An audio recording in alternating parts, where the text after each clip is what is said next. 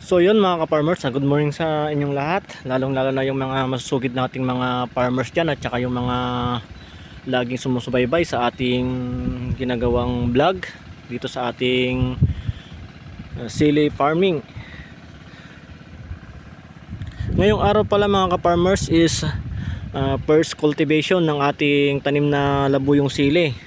Kung babalitaan nyo naman guys is napakamahal ng presyohan ng sili sa ngayon. Hindi ko lang alam guys kung hanggang kailan yung kamahalan ng ating sili. Kaya eto, tanim natin is naka-recover na sila guys. Ayun, ayun na sila. Ayan. Tapos nagpapa-cultivate tayo doon. Tapos mayroon pa tayo ditong tanim na sitaw sa gilid ng pilapil ng ating sili. Kaya double purpose guys tong ating ginawang pagtatanim dito sa ating sili farm. Ayan.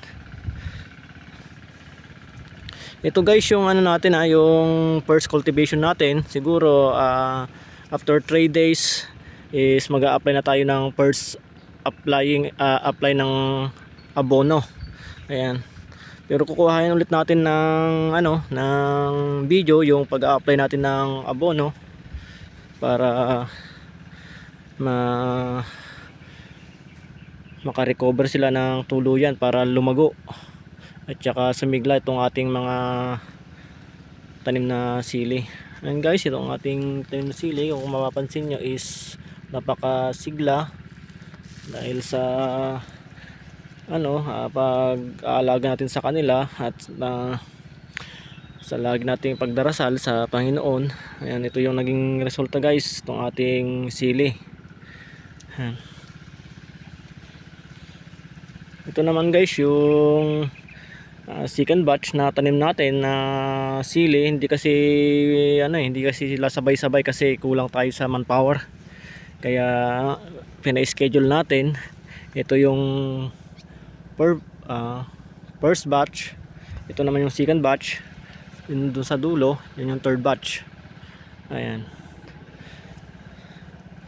Bali 2,000 ay kulang-kulang 3,000 na puno to guys itong tanim natin. Tapos ito papakita ko lang sa inyo guys yung ating tanim na sitaw din na haba. Medyo mahal din yung presyo ngayon. Sana maabutan natin yung presyo pag tayo ay nag-harvest na. Maliliit pa yan, kakatanim pa lang, mga 3 days pa lang yung ating tanim na sitaw guys. Ito yung sitaw na haba.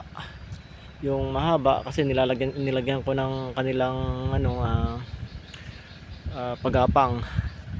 Tapos mayroon pa akong ipapakita dito guys sa inyo, another sitaw ulit dito sa kabilang side is yung naman to, yung sitaw na butuhan, yung maiiksi lang pero masarap. Yan, siya, mabuto. Unlike yung tanim natin doon sa kabilang side is yun yung mahaba, yung ginagawang pangsahog sa sinigang.